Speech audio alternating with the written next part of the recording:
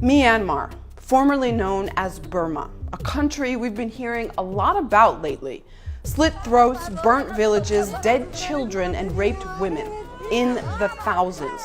But some Burmese officials are claiming this is fake news, saying Rohingya Muslims set their own homes ablaze to hijack the world's attention.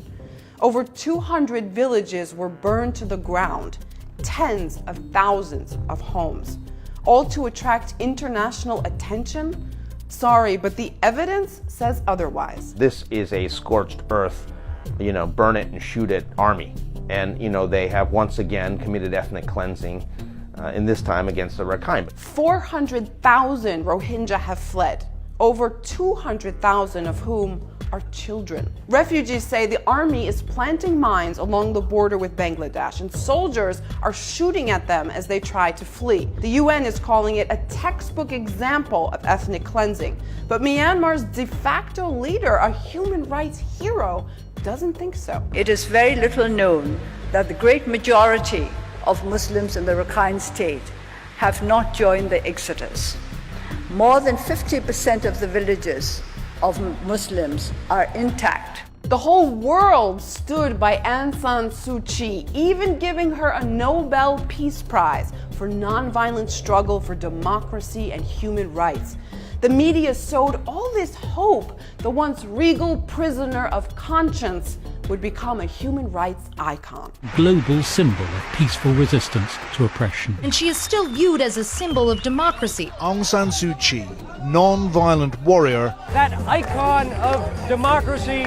Nope. She let us know from the start. I would like to be seen as a politician, she said after her release from house arrest in 2010, not as someone who stands up for the oppressed.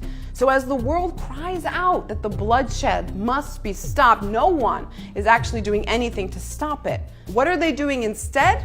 You guessed it, selling weapons. China, Russia, Israel, India, Ukraine. For the last 30 years, these have been the top military suppliers to Myanmar. The US and Europe have had an arms embargo on the country since the 90s, but they aren't doing much else. In fact, Israel kept selling weapons to the country even after the crisis intensified. Buddhist nationalists in Myanmar say there's no place for people from Bangladesh who are illegally occupying their country. Doesn't that just seem like a convenient justification of the current purge to make it look like a historic right, with the goal of wiping an ethnic minority off the map? The story isn't so cut and dry for the Rohingya Muslims who've called Myanmar their home for generations. I don't recall seeing anything as awful, as terrible as I am seeing here.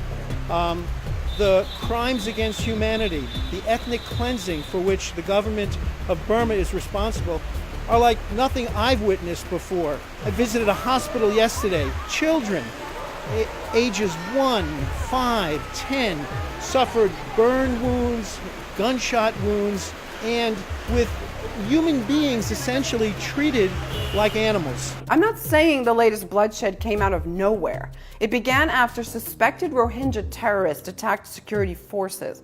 And Myanmar's military has a right to fight insurgents, but not civilians. If everyone fighting terror used that as an excuse to wipe out an entire people, not very many of us would be left. Now, the obvious question here is how many people have to die before this is stopped? And the less obvious one, is the world not actually doing anything because it's Myanmar?